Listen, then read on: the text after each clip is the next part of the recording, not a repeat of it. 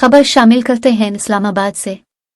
Assembly 12 अगस्त को तहलील होने पर आम इंतखाबात अक्टूबर में करा देंगे इलेक्शन कमीशन।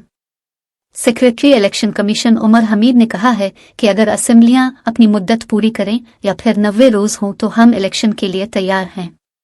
मीडिया से गैर रस्मी गुफ्तगू करते हुए secretary election commission Umar Hamid ने कहा है कि कोशिश है कि आइंदा आम इंतखाबात से कबल मीडिया से राब्ते में रहीं।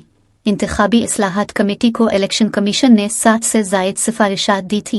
मेरी मालूमात के मुताबिक हमारी तकरीबन सारी सिफारिशात मान ली गई हैं। उन्होंने कहा, जब तक बाज़ाब्ता हमारी सिफारिशात मंजूर नहीं हो जाती इस वक्त तक कुछ कहना कब्ल अज़ वक्त होगा। इलेक्शन कमीशन आम इंतखाबात के इनेकाद के लिए तैयार है।